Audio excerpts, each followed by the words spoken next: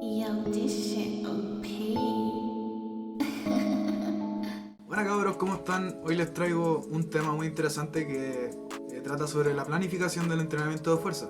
En esta ocasión vamos a ocupar la tabla de Prilepin, la que se descubrió en los halterófilos, en el deporte de la halterofilia, y que posteriormente se fue utilizando en los distintos deportes de fuerza como el powerlifting, strongman, etcétera, etcétera.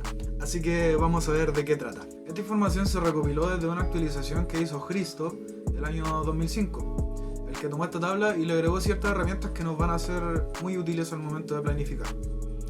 También voy a mostrar unas modificaciones que hizo Scott Dixon en el año 2011 para hipertrofia. Bueno, un poquito de historia.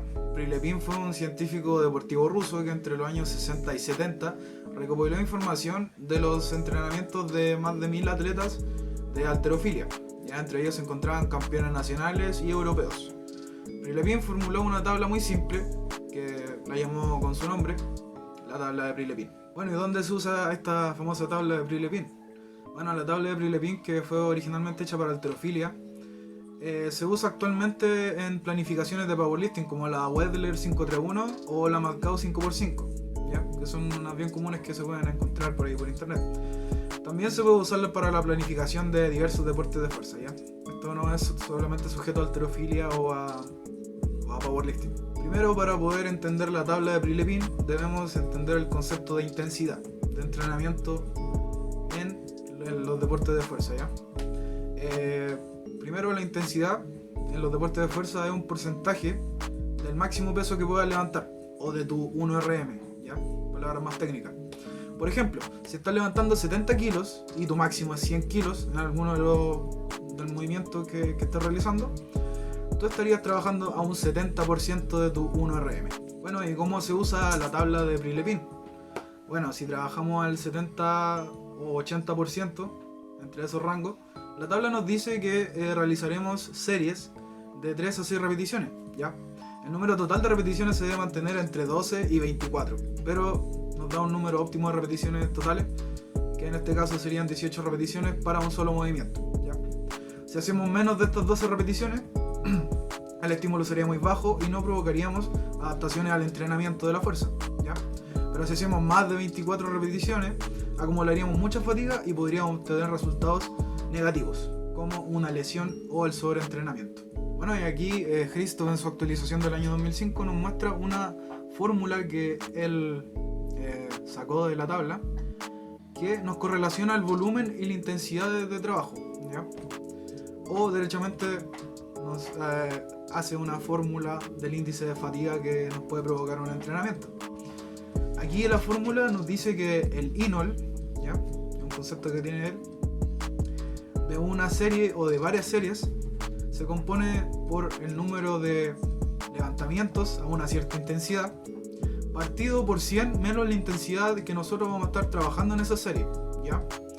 Aquí pone un ejemplo de press banca, ¿ya? O bench press de 2 series a 6 repeticiones trabajando al 60% del 1RM, ¿ya? Junto con otras 5 series de 3 repeticiones que van a trabajar al 75% del 1RM. Entonces, la fórmula quedaría de la siguiente manera, ¿ya?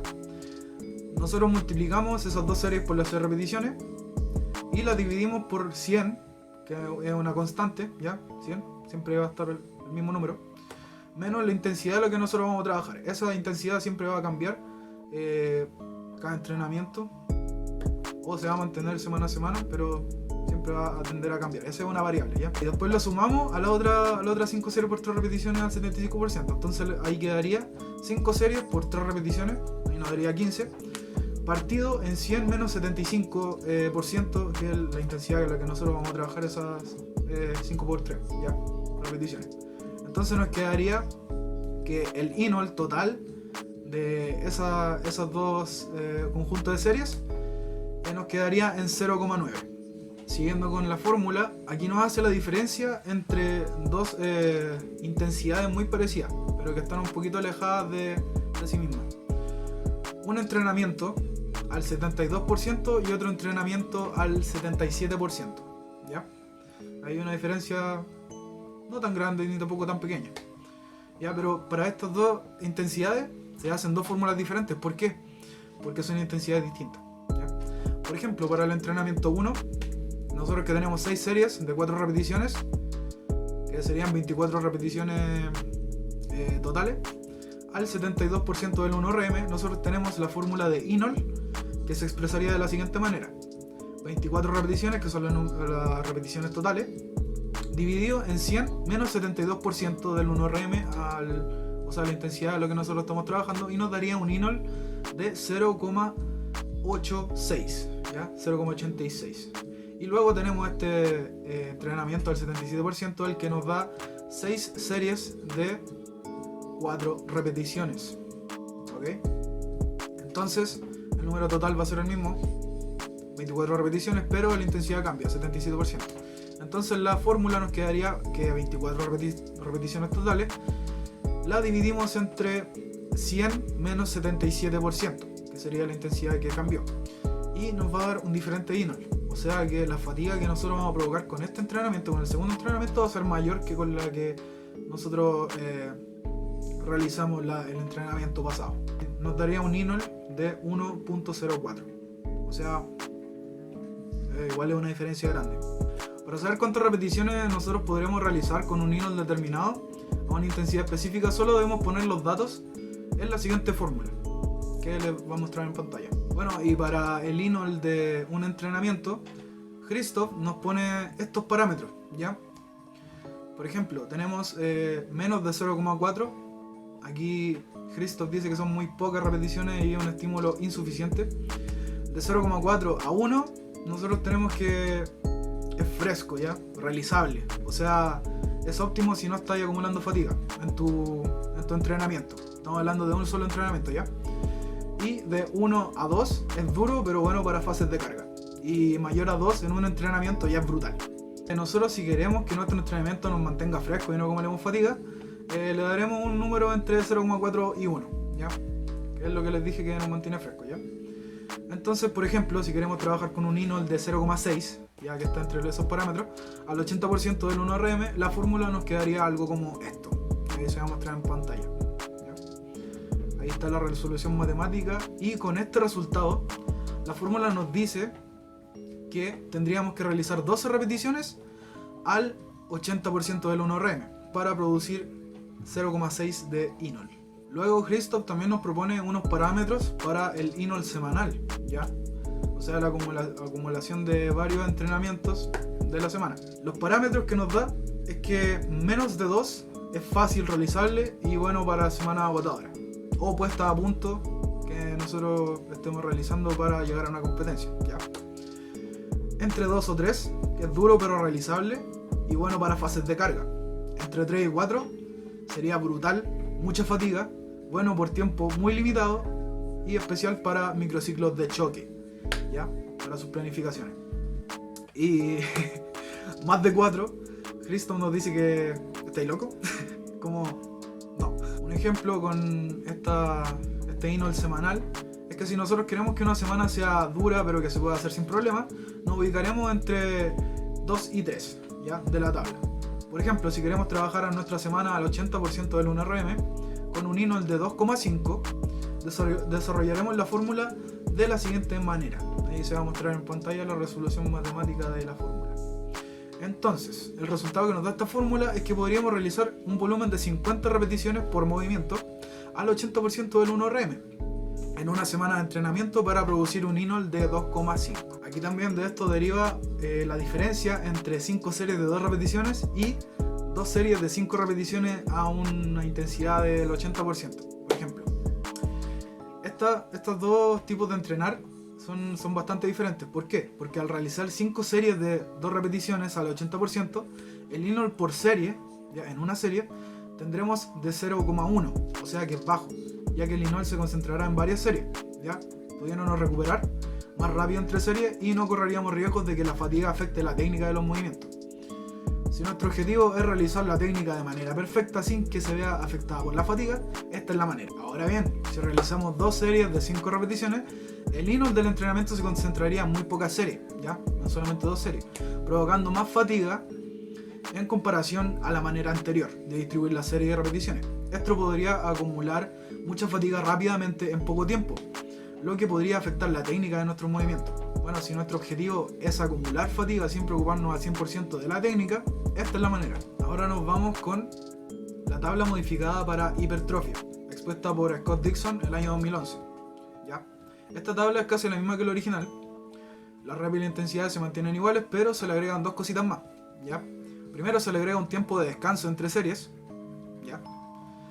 Esencial para la hipertrofia, y un TUT, tiempo bajo tensión o tempo, ¿ya? Que son esas tres maneras de nombrar el mismo concepto. Aquí es donde me quiero detener, ¿ya? Y explicar que el tiempo bajo tensión en esta tabla de Prilepin modificada para la hipertrofia prácticamente es el tiempo que se da para cada fase del movimiento o momento del levantamiento, o también tipo de contracción muscular.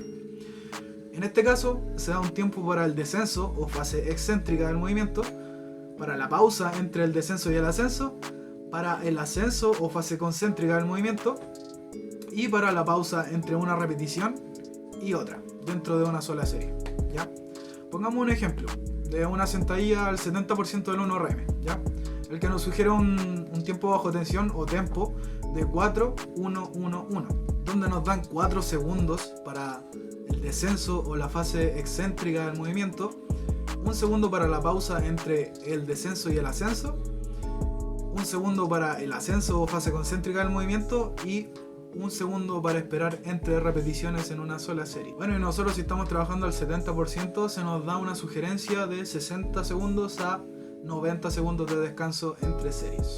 Bueno, se sabe que por evidencia científica el entrenamiento de la fase excéntrica de los movimientos tiene cierta ventaja y ciertos beneficios sobre los otros entrenamientos de la otra fase de movimiento o tipos de contracción muscular. Un ejemplo de esta evidencia es un estudio publicado en febrero del 2020, de este mismo año, realizado por Unlu Gurkan, ¿ya? Y colaboradores, los que encontraron que el entrenamiento excéntrico lento tuvo mayores ganancias de fuerza máxima como resultado de un entrenamiento de 12 semanas donde se realizó extensiones de cuádriceps. Otro ejemplo también es un estudio publicado en la misma fecha, prácticamente, en febrero del 2020, realizado por Douglas, Jamie y colaboradores, donde entrenaron a jugadores de rugby en 2 bloques de entrenamiento, ¿ya? El primero enfatizado solamente en el movimiento excéntrico lento y el segundo enfatizado en el entrenamiento excéntrico rápido.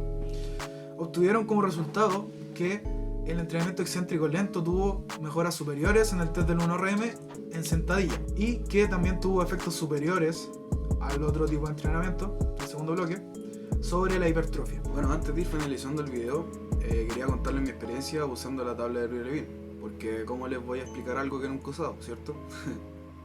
Bueno, la tabla de Prilepin fue lo primero que yo encontré y utilicé en mi primera competencia de powerlifting, que fue el campeonato de apertura de Achipo del 2019, ¿ya? Usando solamente la tabla de Prilepin, sin la otra herramienta, como la actualización de Cristo o la modificación que le hizo Scott Dixon, mis RM subieron en promedio entre 5 y 7 kilogramos en los 3 movimientos, ¿ya? Después de un periodo de aproximadamente 12 semanas, teniendo un periodo de hipertrofia o de musculación y otro netamente enfocado en los puntos de estancamiento y la fuerza máxima en sí.